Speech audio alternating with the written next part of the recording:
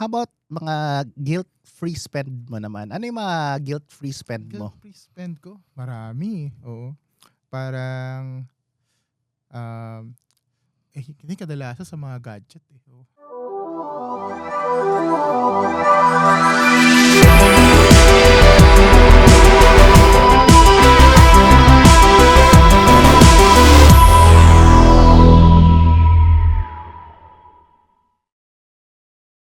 Siyempre as software developers, mga IT roles, mga high-paying jobs to eh, di ba? Yes. Oo, marami dito mga 6 digits, di 6 ba? digits, oo. Oo. So, siyempre maraming bigayan na nangyayari. So, Right. how do you manage yung finances mo? O sa mo dadalhin tong high pay mo? Oo. Right. So, that's a very interesting topic na this episode kasi um, ang may problema, kadalas na problema na naririnig natin is kulang ng pera. Yeah. Right? Pero, may sinasabi din na parang gulat sa pera. Okay? Hindi sobra sa pera, gulat sa pera. No? Kasi, high-paying job sila, ang nangyari, biglang, high lifestyle agad. No? Kasi parang, madaming pera, madaming disposable income. Sige, travel ako kahit saan-saan, kain ako kahit saan-saan, bili ako ng kahit ano-ano. No? And then, biglang, kung mawala, or may something that happens, hindi pala prepared. No? So, dapat talaga, especially sa IT tayo, no? Tinitreat ko minsan yung IT parang artista. Diba? Alam natin mga artista well paid. Diba? Pero alam nila, buti nga some artista, alam nila na hindi sila maglalast, na sikat sila forever. Diba? May parang high point in their career. Right? So tayo, hindi ko naman sinasabing may high point tayo. In fact, actually, karamihan sa atin, as we grow older, even better pa nga. No? But we also have to learn how to manage our finances as IT people. Yeah. So, paano mo nga ba minamanage ang iyong finances? Uy, ako pala to. So, a couple of things, no? Madami namang nagtuturo. Actually, number one is kailangan open and aware ka muna na you have to manage your finances, no? And that you must seek for it. So, you have to look for lessons, look for things, no? Kasi if you don't recognize na you are mismanaging money pala, right? You're mismanaging money, magugulat ka na lang bigla. Uy, tawag dito, laki na pala ng internet plan mo, yung cellphone plan mo, naka-latest iPhone ka pala every year, ganyan, di ba? Kasi feeling mo, afford mo. Which afford mo naman. Pero pag something goes wrong, yun nga, wala ka palang savings. Yeah. Wala ka palang insurance, no? So, first, try mo muna i-cover yung basics, in my opinion, which is, have at least 6 months of savings. In other words, kung wala kang trabaho for 6 months, yung current sahod mo, i-times 6 mo, dapat nasa savings. At least, no? Dapat may buffer ka na ganyan. Right? Because you never know. In big companies nga, nakikita mo last year, biglang nag-lay off pala, bigla. Naku. Right? Nag-decrease bigla. Force layoff. Yes, may separation pay, ganyan. Pero because sabang dami nilang na layoff, ang hirap din ng job market bigla. So they need that buffer. So, kung kaya nga 12 months yun, even better. Right? So yun. So basics, may savings ka, may insurance ka, kasi magkasakit is mahal. Yeah. No? Mahal. I know yung topic na to hindi masyadong IT, pero dahil as IT professionals, we have to manage money, no? That's one. You also need equipment. Kung kaya mong, like I said, just in case mawala ka ng trabaho, etc., kaya mong bumili ng equipment mo para pantawid kung kailangan mo mag-freelance. Yeah. No? Sa other countries, sinasabi nila, if your car breaks down, dapat may pangbayad ka to fix your car. Kasi a lot of jobs sa ibang companies require their automotive to travel. Yeah. Right? Pag nasira yung kotse nila, wala silang pambayad to fix it, mahihinto yung life savings nila. may hihinto yung income nila. So for us, dapat, aside from, that's why important din savings is dapat may own equipment ka as much as possible, or at least the means to buy your own equipment. And then, you might also want to consider looking at stocks, businesses na hindi necessarily hands-on ka super, right? Or even, like I said, yung stocks konti, crypto, some people use crypto kasi tech daw tayo. And maybe other projects that you can start, small projects that you feel like will generate eventual income or will give you, some other means of income. Parang diversify your income. I think from my end naman, siya, nga, ito yung siguro I wish I did it, siguro mga, nung pa ako, younger. Younger, 5 years. Ako actually, I would consider myself late din, to some extent. Yeah, no? yeah. Ako, I'm turning 40. Medyo late na rin. No? If I had earlier, pwede naman talaga. Earlier. Yeah. No? Pero nag-enjoy kasi ako masyado. No? Hindi ako masyado naisip. Pero I could have started earlier. Yeah. I think sa akin naman siya, parang early in my career, I think more than 8 years ago na ata. Yun nga, syempre, high paying job. Unang entry level pa lang Pero normal, since I'm a breadwinner, parang lahat talaga nung gastos ko, parang, lahat talaga nung income ko, napunta sa family ko Pero dumating ako sa point na, yun nga medyo lumaki na yung, syempre, napopromote ka. So, lumaki na yung, syempre, about sa family, tas gastos, di ba? So, yung gastos, yan? Starbucks, kung ano na yan, yung Right. gastos nila. And I think I wish na ginawa ko una pa lang is yung budgeting talaga. Mm-mm. Parang, kung binudget mo talaga na, ito at least 10%, lagay mo sa savings mo, another 10% emergency fund, Mm-mm. 10% for education. I think people called it parang jar system of your finances. Kumbaga, yung income na pumapasok sa'yo, parang you try to segregate it for different purposes. And depende rin sa'yo. Gusto mo pwedeng mas malaki, 20% ng yung napupunta sa savings mo. Right. Then the rest, gasasin mo na siya. And yun, I think meron naman siyang mga resources out there, even sa Udemy, to how to manage your finances. And I think marami rin mga webinar. So early in your career pa lang, I advise you to parang try to study about it. Para ma-apply mo siya ng mas maaga. And long term, magugulat ka na lang na it will really help you. Right. Na parang your way better situation than most of the IT people na they're just spending their money all over the place. Right. Yeah. Kasi like you said, some certain circumstances, like you said, minsan we have to provide for our family, ganyan.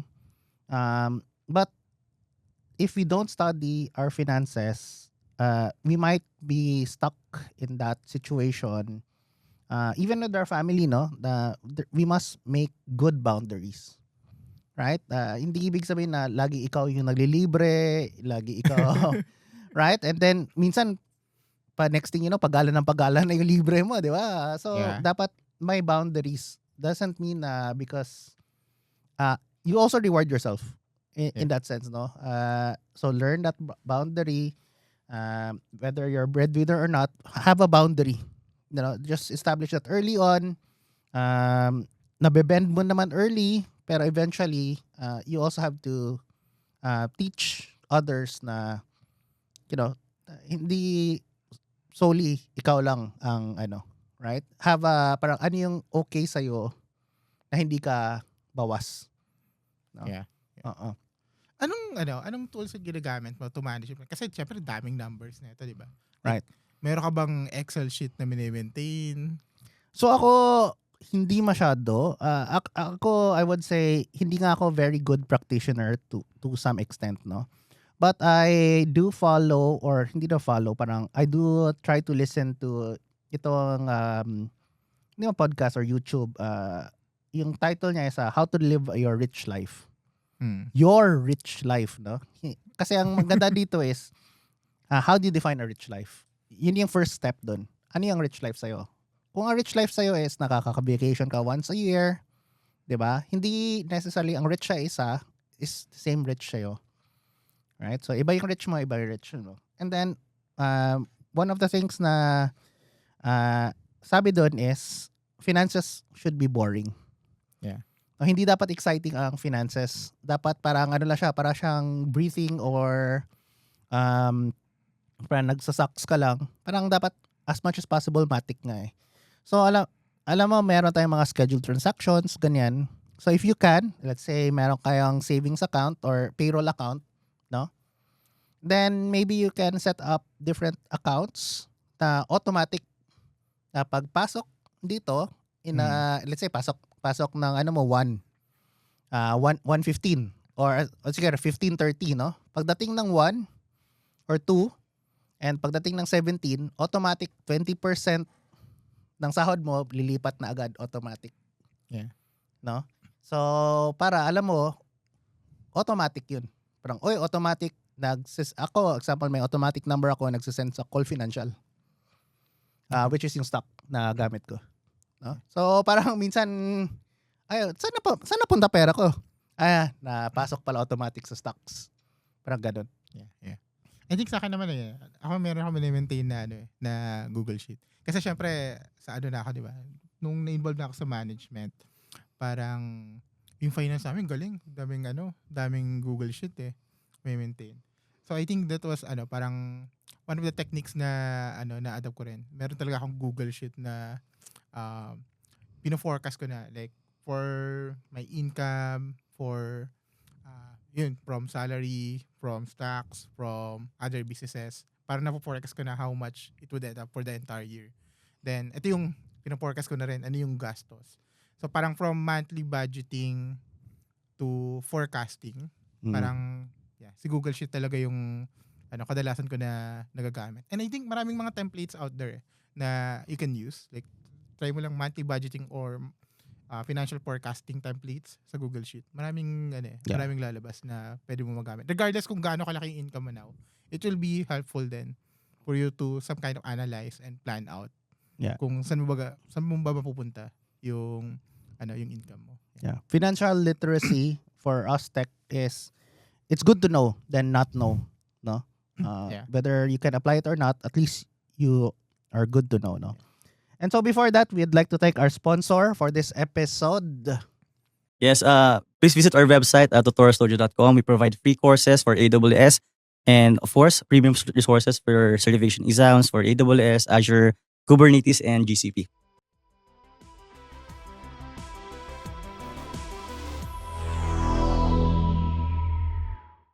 Okay, thank you for our sponsor, no?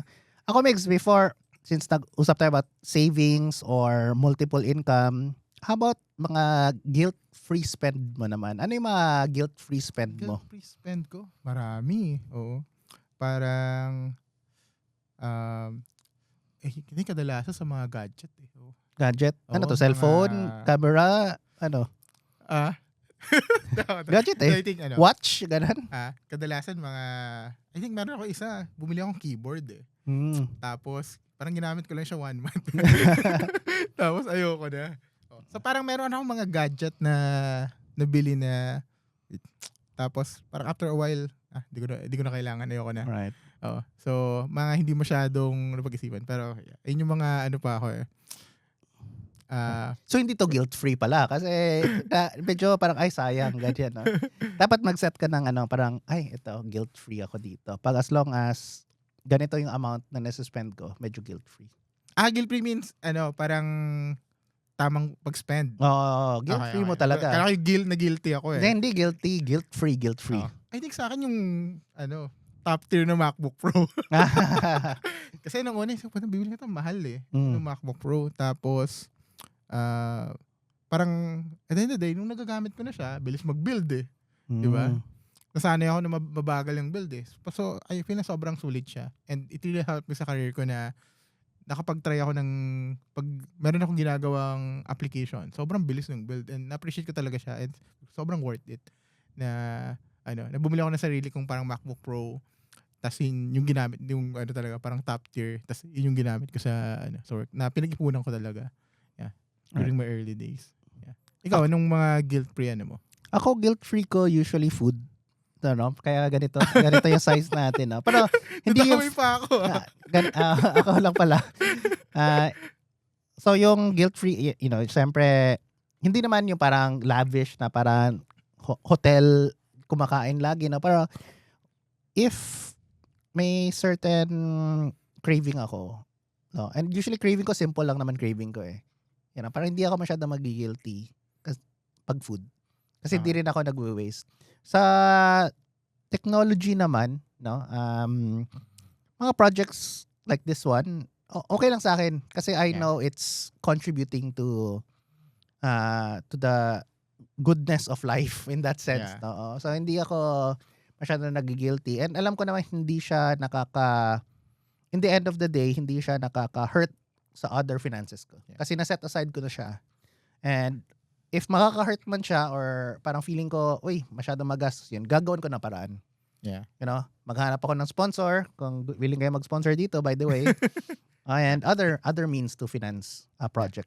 Last question, how about yung mga tingin mong financial traps na kadalasan yung biktima talaga yung mga ako hindi ako sure, baka nga maging biktima or naging biktima ako dito. Real estate, medyo di ba dapat mas stable sa real estate? Lately kasi, di ba, may narinig tayo, may no? news. May news. So doon sa real estate, di ko pa lang sure. Alam natin real estate, sabi nga, one of the more stable ones. And I still believe so. I just thought it would be faster. Yeah. No? Real estate asset naman is one of those things na hindi masyadong nag-depreciate. Pero I just had hope na it would be faster lang. So medyo there's certain amounts na medyo nalalock in na yung finances ko for that because real estate is a long term. Yeah. No? Baka nga with the current tide, baka that's like +5 or +5 more years than I've had projected. Yeah. I think sa akin naman siguro isang parang is more related din siya sa impulsive buying eh. Parang when you're deciding even if you only have one option, parang hindi ka nagka-canvas. So, dati parang pag meron akong bibilin, laging hanap ako isang provider. Tapos yun na yun. Pero parang syempre nag-involve ako sa management. Parang kami lagi namin tatlong Di ba sa IT, laging tatlong vendor, di ba? Sa as much as possible, parang it's really helpful din if in-apply mo siya sa personal. Wherein, pag meron kang bibili na something, always try to gather options. At least 3 options para may comparison ka. Whether it's like a property, so look for options. Whether it's for like a wedding coordinator, look for options. Even sa loans di ba? If you're like kukuha ka ng car, parang don't get one offer lang from one bank. Try to get offer from at least 3 banks for you to compare then minsan mas pa siya if you tell the other banks nga na actually we have I received an offer at this percent rate lang, they will be generous na i-lower din yung kanila. It could be much lower pa. So I think more yung canvassing is a really good technique na you could also apply in your personal life. Yeah. And then of course, as we learn our finances, one of the things din pala is being kuripot. Yun ba yung term nun? Parang you can only do so much sa cost savings. No? What really is better is generating more income. Diba? And if hindi siya possible sa generating more income within your IT career, like I said, multiple streams of income. Try to find ways of doing that para in the long term, higher yung overall take home. Yeah. So this is not a financial advice. Tama. Please consult a professional. Baka meron, no? So again, not financial advice, more of like personal advice lang. Yeah.